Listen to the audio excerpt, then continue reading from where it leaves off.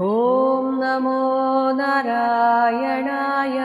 ഓം നമോ നാരായണായ. ഓം നമോ നാരായണായ. ഓം നമോ നാരായണായ. ഓം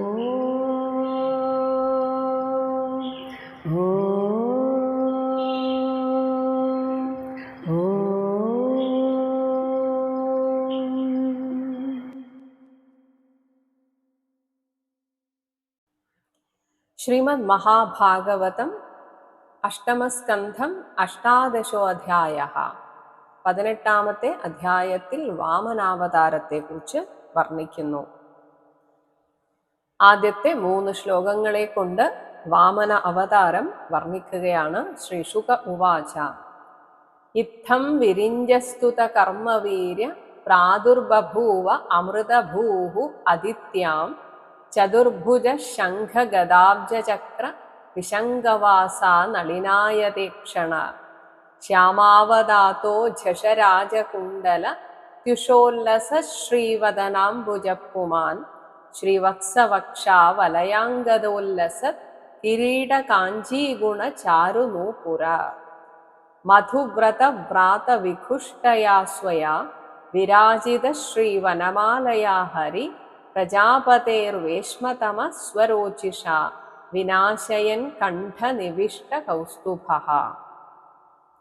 ഇത്തം ഇപ്രകാരം വിരിഞ്ജസ്തുത ബ്രഹ്മാവിനാൽ വാഴ്ത്തപ്പെട്ട കർമ്മവീര്യ കർമ്മവീര്യങ്ങളോടുകൂടിയവനും അമൃതഭൂ ജനിമൃതികളില്ലാത്തവനും പുമാൻ പുരുഷോത്തമനുമായ ഹരിഹി ഭഗവാൻ വിഷ്ണു ചതുർഭുജ 4 കൈകളോടുകൂടി ശംഖഗദാബ്ജ ചക്രഃ ശംഖം ഗദാ പദ്മം ചക്രം ഇവ ധരിച്ച് പിശങ്കവാസാഹ പീതാംബരധാരിയായും നളിനായതേക്ഷണഃ താമരദളം പോലെ വിശാലമായ കണ്ണിണയോടുകൂടിയും ശ്യാമാവതാതഃ ശ്യാമളമായ വിശുദ്ധവർണ്ണത്തോടും ഝഷരാജകുണ്ടലത്വിഷ മകരമത്സ്യത്തിന്റെ ആകാരങ്ങളിലുള്ള കുണ്ടലങ്ങളുടെ തിളക്കം കൊണ്ട് ഉല്ലസത് ശ്രീവദനാംബുജ അധികം തിളക്കമുള്ള മുഖകമലത്തിലെ കാന്തിയോടെയും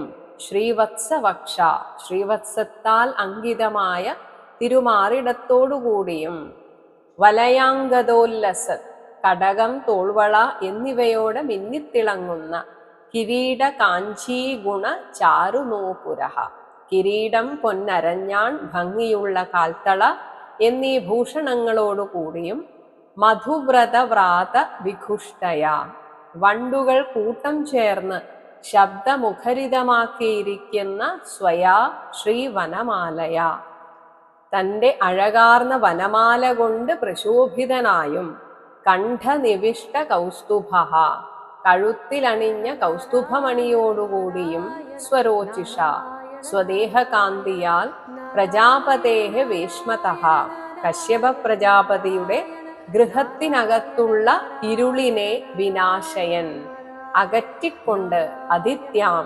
അതിഥിദേവിയിൽ പ്രാദുർബഭൂവ തിരുവവതാരം ചെയ്തു.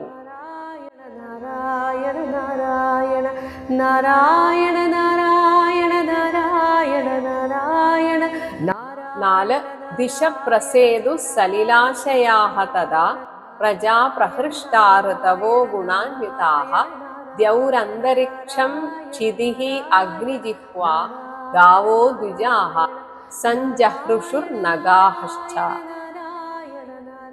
ഭഗവാൻ തിരുവവതാരം ചെയ്ത നേരത്ത് തഥാ ദിശഃ ദിക്കുകളും സലിലാശയാഃ ജലാശയങ്ങളും പ്രസേതുഹു തെളിഞ്ഞു പ്രജാഃ പ്രഹൃഷ്ടാഃ ജനങ്ങളെല്ലാം സന്തോഷഭരിതരായി ഋതവഃ ഋതുക്കളെല്ലാം ഗുണാന്വിതാഃ അവയുടെ ഗുണം ചേർന്നവയായി ദ്യൗഹു അന്തരീക്ഷം ക്ഷിതിഃ സ്വർഗവും ആകാശവും ഭൂമിയും അഗ്നിജിഹ്വാഹ ദേവകളും ഗാവഹ പശുക്കളും ദ്വിജാഹ ബ്രാഹ്മണരും നഗാഹച പർവ്വതങ്ങളും സഞ്ജഹൃഷുഹു ആനന്ദിച്ചു.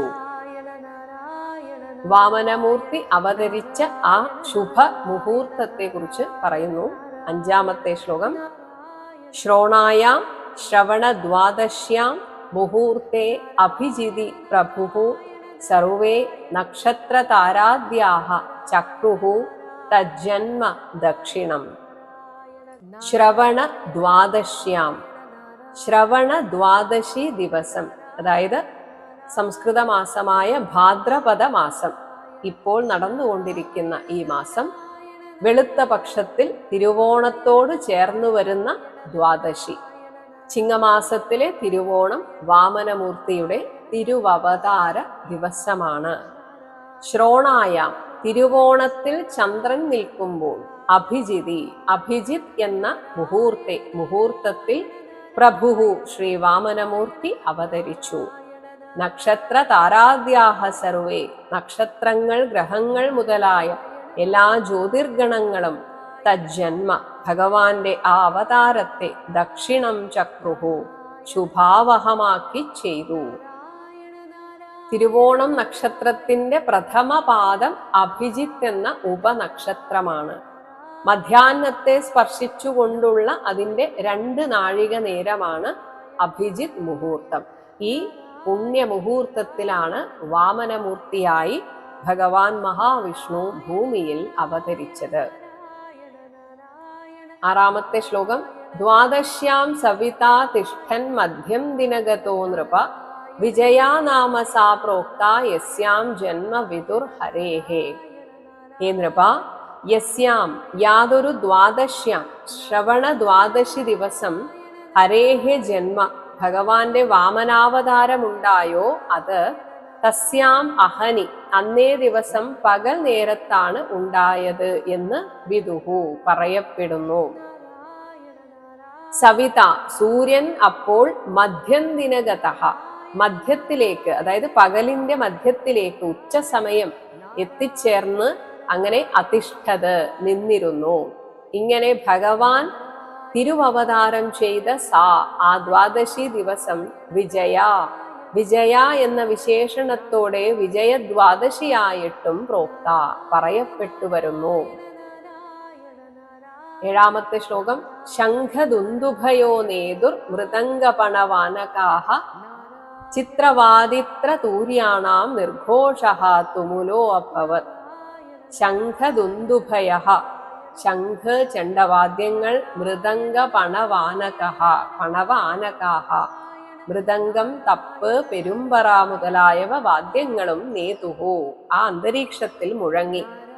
ചിത്രവാദിത്രതൂര്യാണാം, പലതരം വാദ്യങ്ങളുടെയും കൊമ്പ്, കുഴൽ എന്നിവയുടെയും, തുമുലഹ, ഇടകലർന്നുള്ള നിർഘോഷഃ, ശബ്ദകോലാഹലം അവിടെയെങ്ങും അഭവത്, സഞ്ജാതമായി.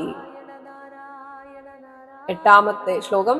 പ്രീതാഹ ച അപ്സരസഃ അനൃത്യൻ ഗന്ധർവപ്രവരാ ജഗുഃ തുഷ്ടുവുർമുനയോ ദേവാ മനവഃ പിതരഃ അഗ്നയഃ.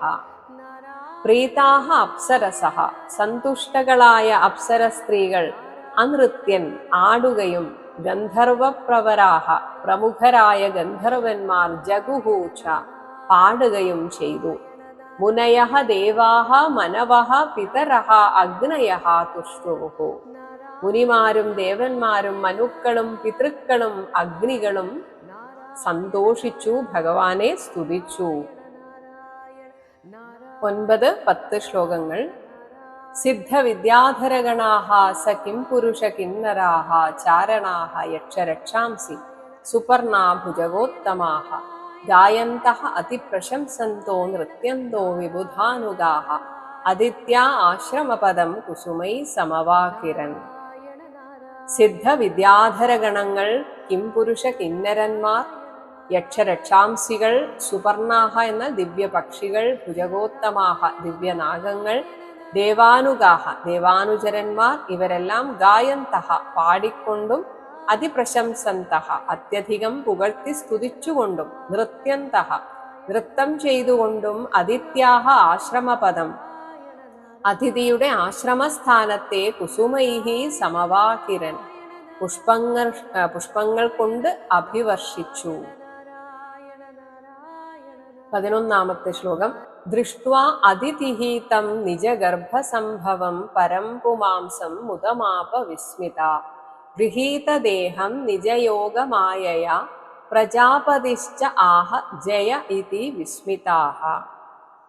അതിഥി ദേവി നിജഗർഭസംഭവം തന്റെ ഗർഭത്തിൽ നിന്നാവിർഭവിച്ച തം പരം പുമാംസം ആ പരമപുരുഷനായ ശ്രീഹരിയെ ദൃഷ്ട്വാ കണ്ട് വിസ്മിത അദ്ഭുതാധീനയായി ചമഞ്ഞ മുദം ആപ സന്തോഷം പൂണ്ടു.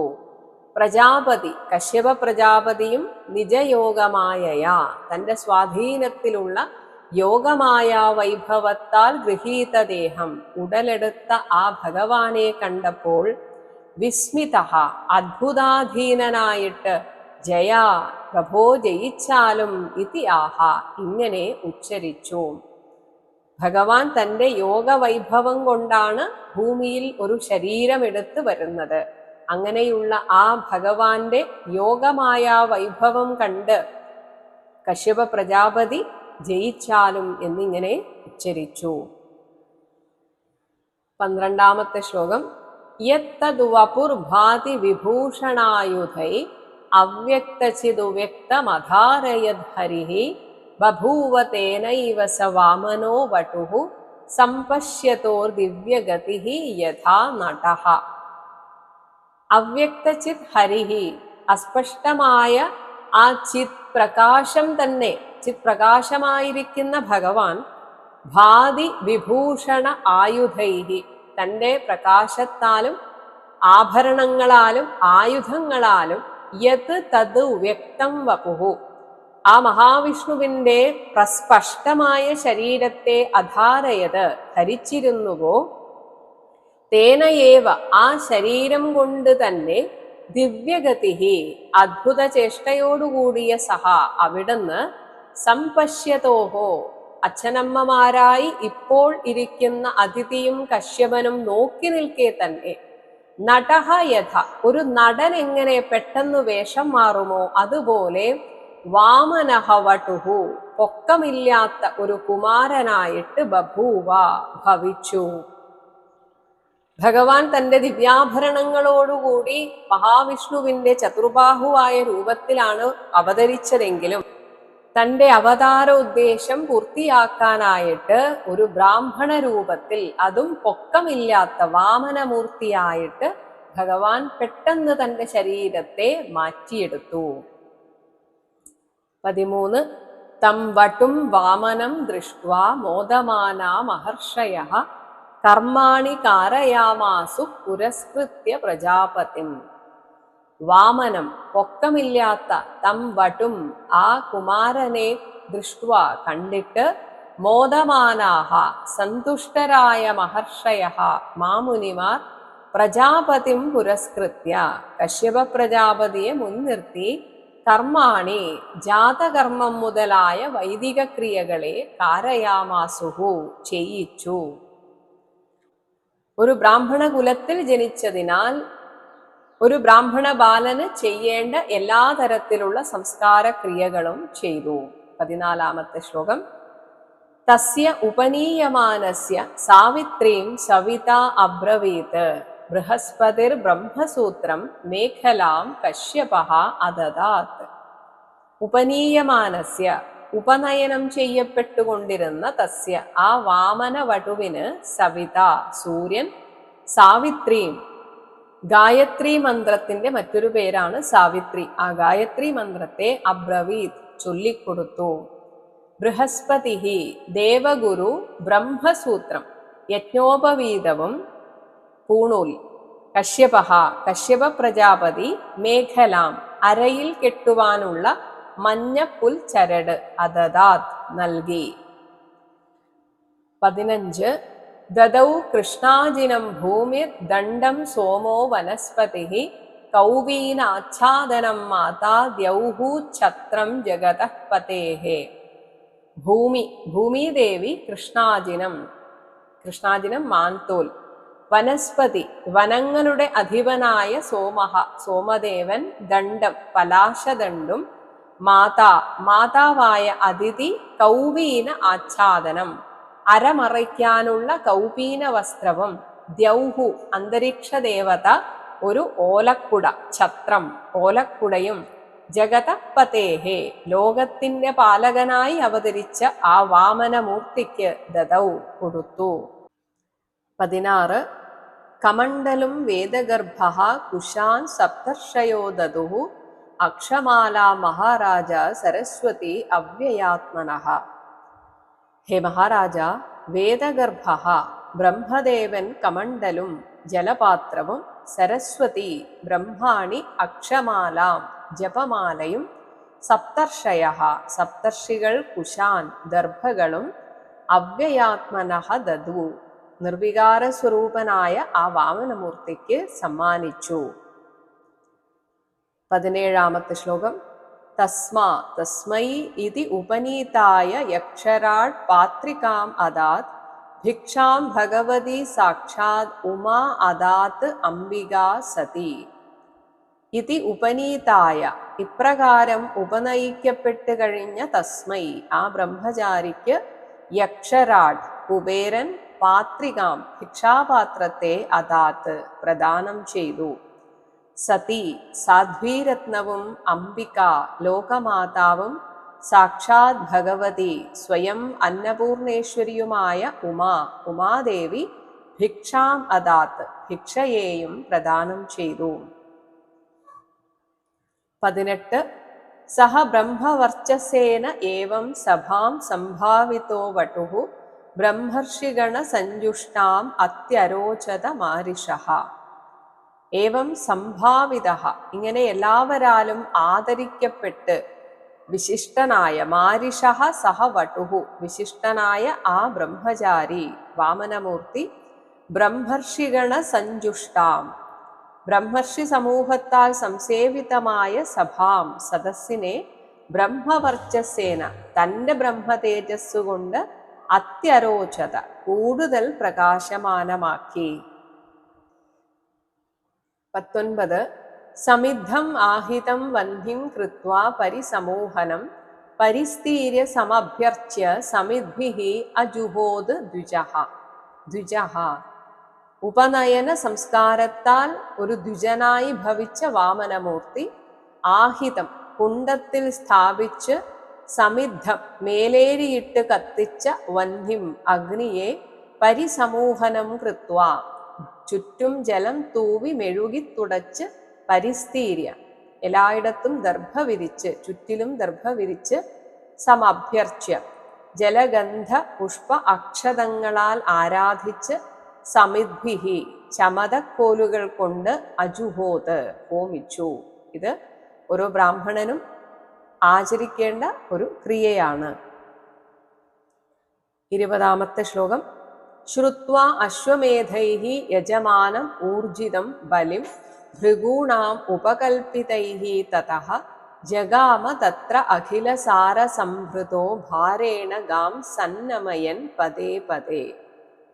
തതഃ അനന്തരം, ഭൃഗൂണാം ഭൃഗുവംശക്കാരായ ശുക്രാദികളുടെ, ഉപകൽപിതൈഃ ആഭിമുഖ്യത്തിൽ നടത്തപ്പെടുന്ന, അശ്വമേധൈഃ അനേകം അശ്വമേധയാഗങ്ങൾ കൊണ്ട്, യജമാനം യജിച്ചുകൊണ്ടിരിക്കുന്നവനും, ഊർജിതം ബലിം സമൃദ്ധിശാലിയുമായ ബലിചക്രവർത്തിയെ പറ്റി, ശ്രുത്വാ കേട്ടിട്ട്, തത്ര ആ സ്ഥലത്തേക്ക്, അഖിലസാരസംഭൃതഃ ഭാരേണ സമസ്ത ബലവീര്യങ്ങളാലും സമ്പൂർണനായ ആ ഭഗവാൻ വാമനമൂർത്തി, സ്വശരീരഭാരത്താൽ പതേ പതേ ഓരോ അടിവെപ്പിലും, ഗാം സന്നമയൻ ഭൂമിയെ കുനിച്ചുകൊണ്ട്, അതായത് ഭൂമി തനിയെ ഒന്ന് താണു പോകുന്നുണ്ടോ എന്ന് സംശയം തോന്നും, അതുപോലെ അത്ര ഗംഭീരമായിരുന്നു ആ നടപ്പ്.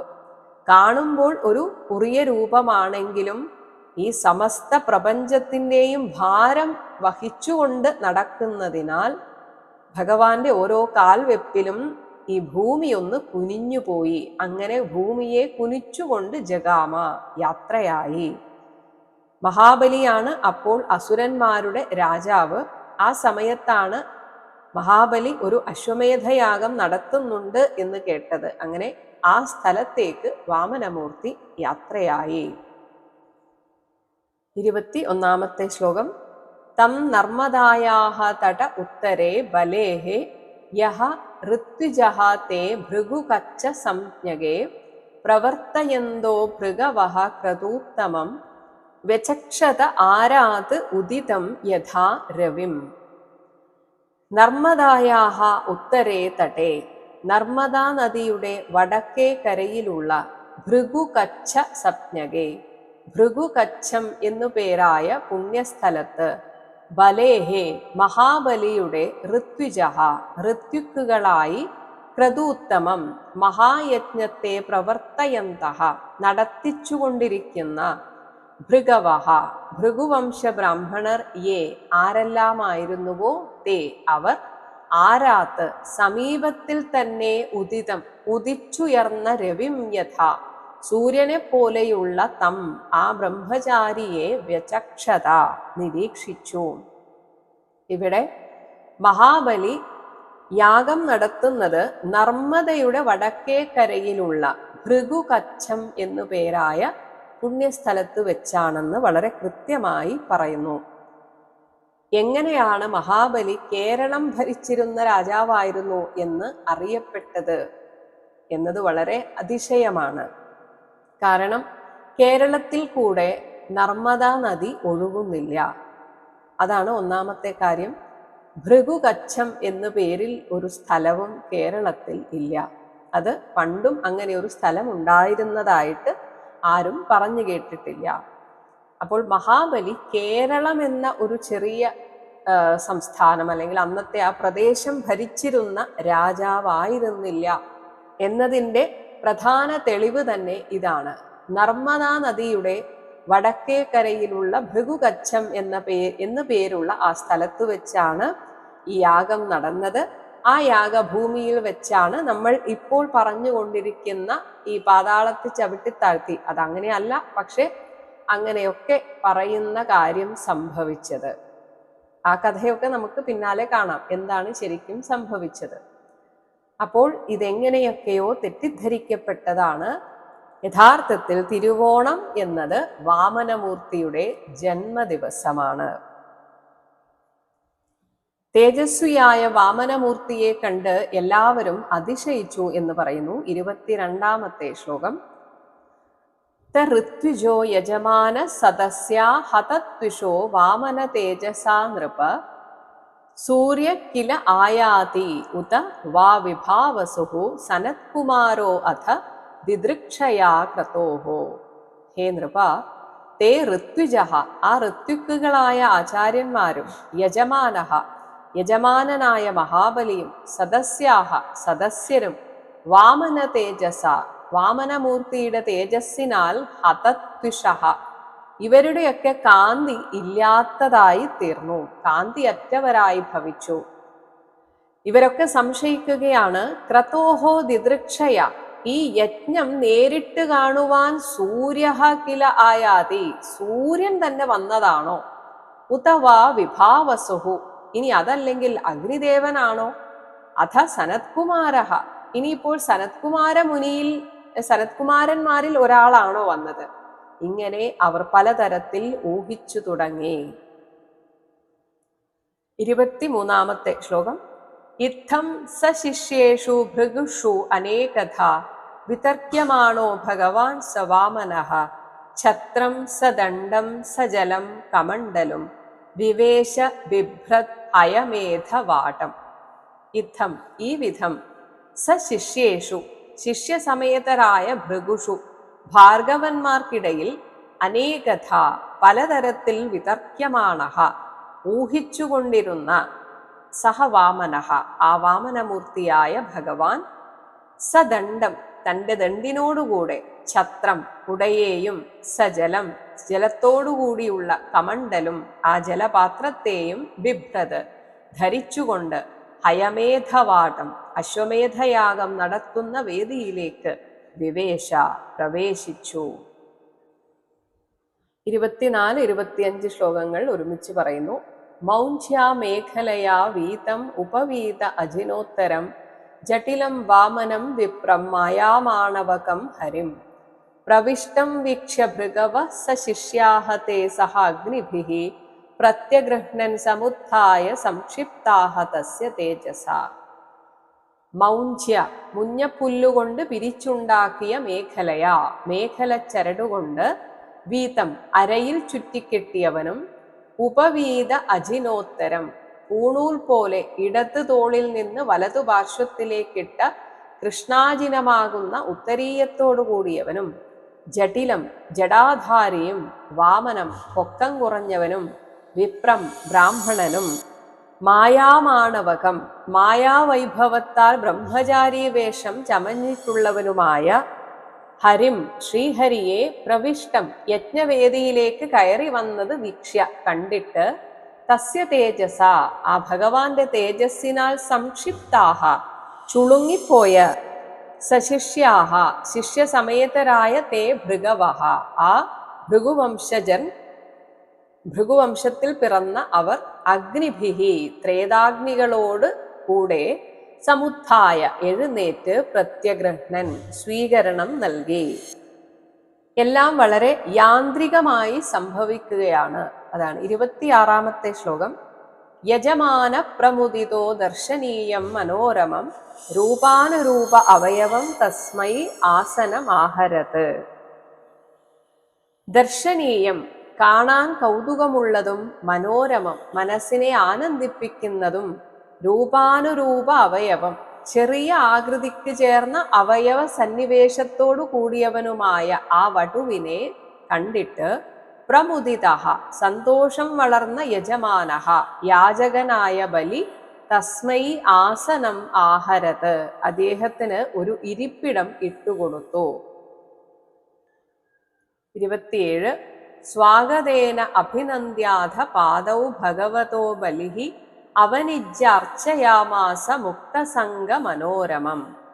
അഥ അനന്തരം ബലിഃ മഹാബലി സ്വാഗതേന അഭിനന്ദ്യ സ്വാഗതവചനത്താൽ അഭിനന്ദിച്ച ശേഷം ഭഗവതഃ പാദൗ ഭഗവാന്റെ പാദങ്ങളെ അവനിജ്യ കഴുകിച്ച് മുക്തസംഗ മനോരമം നിസ്സംഗന്മാരുടെ മനസ്സിനെ പോലും രമിപ്പിക്കുന്ന ആ മോഹനമൂർത്തിയെ അർച്ചയാമാസ ആരാധിച്ചു. 28 തത് പാദശൗചം ജനകൽമഷാപഹം സധർമ്മവിത് മൂർധ്നി അദധാത് സുമംഗളം യദ്ദേവദേവോ ഗിരിശഃ ചന്ദ്രമൗലിർ ദധാരമൂർധ്നാ പരയാച്ച ഭക്ത്യാ. ധർമ്മവിത്ത് സഹ ധർമ്മജ്ഞനായ ആ മഹാബലി ജനകൽമഷാപഹം ജനങ്ങളുടെ പാപത്തെ നീക്കിക്കളയുന്നതും സുമംഗളം മംഗളവുമായ തത്പാദശൗചം ഭഗവാന്റെ കാലു കഴുകിച്ച ആ തീർത്ഥജലത്തെ മൂർധ്നി അദധാത് തൻ്റെ ശിരസിൽ ധരിച്ചു. ഈ തീർത്ഥജലത്തെയാണല്ലോ യത് ദേവദേവഃ ഗിരിശഃ ചന്ദ്രമൗലി കൈലാസവാസിയായ ചന്ദ്രചൂഡനും പരയാഭക്ത്യ ആത്യന്തികമായ ഭക്തിയോടെ മൂർധ്നി തൻ്റെ ശിരസിൽ ദധാര ധരിച്ചത്. ഗംഗയുടെ രൂപത്തിൽ ഭഗവാന്റെ പാദതീർത്ഥം തന്നെയാണ് ഒഴുകുന്നത് എന്ന് പറയുന്നു. 29 സ്വാഗതം തേ നമസ്തുഭ്യം ബ്രഹ്മൻ കിം കരവാമതേ ബ്രഹ്മർഷീണാം തപസ്സാക്ഷാത് മന്യേതു ആര്യ വപുർധരം. ഹേ ബ്രഹ്മൻ, തേ സ്വാഗതം. തുഭ്യം നമഃ, അങ്ങേക്ക് നമസ്കാരം. തേ കിം കരവാമ, അങ്ങേക്കു വേണ്ടി ഞാൻ എന്താണ് ചെയ്യേണ്ടത്? അല്ലയോ ആര്യ, ബ്രഹ്മർഷീണാം ബ്രഹ്മർഷിമാരുടെ സാക്ഷാത് വപുർധരം ശരിക്കും ഉടലെടുത്ത തപസ്സായിട്ട് ഞാൻ ത്വാ മന്യേ അങ്ങയെ കരുതുന്നു. 30-ാമത്തെ ശ്ലോകം. അദ്യന പിതര തൃപ്ത അദ്യന പാവിതം കുലം അദ്യസു ഇഷ്ടക്രതുരയം യദ്ഭവാനാഗതോ ഗൃഹാൻ. അദ്യ ഇന്ന് ഞങ്ങളുടെ നഹ പിതരഹ തൃപ്താഹ പിതൃക്കൾ തൃപ്തരായി. അദ്യന കുലം പാവിതം ഇന്ന് ഞങ്ങളുടെ കുലം ശുദ്ധീകരിക്കപ്പെട്ടു. അദ്യ അയം ക്രതുഹു സു ഇഷ്ടഃ ഈ യജ്ഞം തന്നെ മുറ പോലെ യജിക്കപ്പെട്ടതായിരിക്കുന്നു. യത് എന്തെന്നാൽ ഭവാൻ അങ്ങ് എൻ്റെ ഗൃഹാൻ ആഗതഃ ഈ ഗൃഹത്തിലേക്ക് ആഗതനായല്ലോ. 31 അദ്യ അഗ്നയോ മേ സുഹൃതാ യഥാവിധി ദ്വിജാത്മജാ ത്വച്ചരണാവനേ ജനൈഃ ഹതാം ഹസോ വാർഭിഃ ഇയം ച ഭൂരഹോ തഥാ പുനീതാ തനുഭിഃ പദൈസ്തവ. അല്ലയോ ദ്വിജാത്മജ, അദ്യ ഇന്ന് ത്വച്ചരണാവനേ ജനൈഃ അങ്ങയുടെ തൃപ്പാദങ്ങളെ കഴുകിച്ച വാർഭിഃ തീർത്ഥജലത്താൽ ഹതാം ഹസഃ പാപം വേരറ്റുപോയ മേ അഗ്നയഃ എന്റെ യാഗാഗ്നികൾ യഥാവിധി സുഹൃതാഹ വിധിപ്രകാരം ആഹുതി ചെയ്യപ്പെട്ടതുപോലെ ഇരിക്കുന്നു. തഥാ ഇയം ഭൂഹുച അപ്രകാരം ഈ ഭൂമിയും തവ തനുഭിഹി അങ്ങയുടെ ചെറിയ പദൈഹി കാലടിപ്പാടുകളാൽ പുനീത പാവനമാക്കപ്പെട്ടു. 32 യത് യത് വടോ വാഞ്ചസി തത് പ്രതീച്ഛമേ ത്വാമർത്ഥിനം വിപ്രസുത അനുതർക്കയേ ഗാം കാഞ്ചനം ഗുണവദ്ധാമ മൃഷ്ടം തഥാ അന്നപേയം ഉത വാ വിപ്രകന്യാം ഗ്രാമാൻ സമൃദ്ധാൻ തുരകാൻ ഗജാൻ വാ രഥാൻ തഥാ അർഹത്തമാസം പ്രതീച്ഛ. അല്ലയോ വടോ ബ്രഹ്മചാരി, മേ എന്റെ അടുക്കൽ നിന്ന് യത് യത് വാഞ്ചസി എന്തെല്ലാം അഭിലഷിക്കുന്നുവോ തത് പ്രതീച്ഛ അതെല്ലാം വാങ്ങിക്കൊള്ളുക. ത്വാം അർത്ഥിനം അനുതർക്കയെ ഞാൻ അങ്ങയെ ഒരു അർത്ഥിയായിട്ട് കണക്കാക്കുന്നു. അതായത് അങ്ങേക്ക് എന്തോ ആവശ്യമുണ്ട്, അത് വാങ്ങിക്കാൻ വന്നതാണെന്ന് ഞാൻ ഊഹിക്കുന്നു. ഹേ പൂജ്യതമ അർഹത്തമ, എന്താണ് വേണ്ടത്? അങ്ങോട്ട് ഓരോരോ കാര്യങ്ങൾ ചോദിക്കുകയാണ്. ഗാം ഭൂമിയെ വേണമോ അതോ പശുവിനെയോ? കാംക്ഷണം സ്വർണത്തെയോ? ഗുണവത് ധാമ നല്ല വാസഗൃഹം, തഥാ മൃഷ്ടം അന്നപേയം ശുദ്ധിയും രുചിയുമുള്ള ഭക്ഷണ പാനീയങ്ങളാണോ? ഉതവാ വിപ്രകന്യാം അതല്ലെങ്കിൽ അങ്ങേക്കൊത്ത ബ്രാഹ്മണ കന്യകയെയാണോ? സമൃദ്ധാൻ ഗ്രാമാൻ സമ്പന്നങ്ങളായ ഗ്രാമങ്ങളെയോ? തുരകാൻ കുതിരകളെയോ? ഗജാൻ ആനകളെയോ? തഥാ രഥാൻ ഇനി തേരുകളെയോ? എന്താണ് വേണ്ടത്? പറഞ്ഞുകൊള്ളൂ. സംപ്രതീച്ഛ ഇഷ്ടം പോലെ ആവശ്യപ്പെടാം. ഇങ്ങനെ തനിക്ക് ഇതെല്ലാം തരാൻ കഴിവുണ്ട് എന്ന് മഹാബലി അവിടെ പ്രദർശിപ്പിക്കുകയാണ്. ഇങ്ങനെയുള്ള ബലിയുടെ വചനത്തോടു കൂടിയാണ് ഈ ഒരു അധ്യായം അവസാനിക്കുന്നത്. ഇത് ശ്രീമദ് ഭാഗവതേ മഹാപുരാണേ അഷ്ടമസ്കന്ധേ ബലിവാമന സംവാദേ അഷ്ടാദശോധ്യായഃ. സർവത്ര ഗോവിന്ദ നാമ സങ്കീർത്തനം ഗോവിന്ദ ഗോവിന്ദ.